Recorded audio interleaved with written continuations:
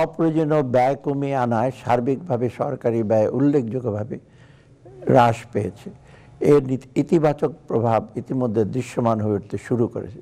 প্রিয় দেশবাসী, গত বছরের আগস্ট মাসে আমাদের সরকার যখন দেশ পরিচালনার দায়িত্বভার গ্রহণ করে, তখন আমাদের সামনে সবচেয়ে বড় চ্যালেঞ্জ ছিল নিয়ন্ত্রণহীন মূল্যস্ফীতির লাগাম টেনে ধরে মানুষকে স্বস্তি দেয়া।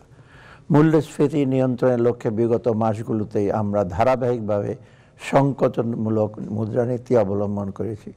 এর ফলে নীতি সুদের হার 150 বেসিস পয়েন্ট বেড়ে গিয়ে এখন 10% দাঁড়িয়েছে। মুদ্রানীতির আওতায় গৃহীত কার্যক্রমকে সহায়তা করতে সংকোচনমূলক রাজস্ব নীতি অনুসরণ করা হয়েছে। অপ্রয়োজনীয় ব্যয় কমিয়ে আনায় সার্বিকভাবে সরকারি ব্যয় উল্লেখযোগ্যভাবে হ্রাস পেয়েছে। এর ইতিবাচক প্রভাব ইতিমধ্যে দৃশ্যমান হয়ে উঠতে শুরু করেছে। পয়েন্ট টু পয়েন্ট মূল্যস্ফীতি 2024 সালের ডিসেম্বর মাসে 10.89% থেকে হ্রাস পেয়ে 2025-এর এপ্রিল মাসে 9.1%-তে নেমে এসেছে।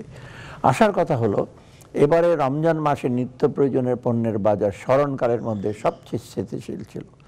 এ ধারা অব্যাহত থাকলে এই জুন মাসেই পয়েন্ট টু পয়েন্ট মূল্যস্ফীতি 8%-এর কোঠায় নেমে আসবে। মূল্যস্ফীতির সাথে এই লড়াইয়ের ফলে আমাদের জিডিপি প্রবৃদ্ধির হার অন্যান্য বছরের তুলনায় কিছুটা কম হতে পারে।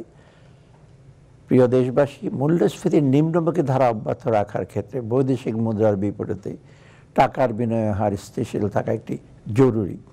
তবে নিশ্চিত করতে হলে বৈদেশিক মুদ্রার রিজার্ভ স্থিতিশীল থাকাটা অত্যাবশ্যক।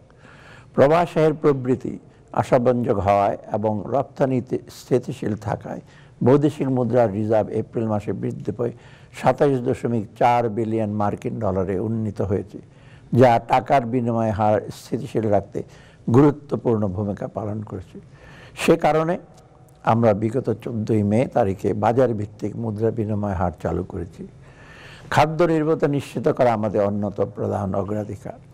গত বছর আকস্মিক বন্যায় আউশ এবং আমন উৎপাদন লক্ষ্যমাত্রার চাইতে কম হয় খাদ্যশস্যের মজুদে কিছুটা ঘাটতি দেখা দেয়। এই ঘাটতি কাটিয়ে উঠতে আমরা 9 লক্ষ মেট্রিক টন চাল এবং 7 লক্ষ মেট্রিক টন গম আমদানির সিদ্ধান্ত নিই, যার আওতায় ইতিমধ্যেই 8,50,000 মেট্রিক টন চাল এবং 2 লক্ষ মেট্রিক টন গম আমদানি করা হয়েছে।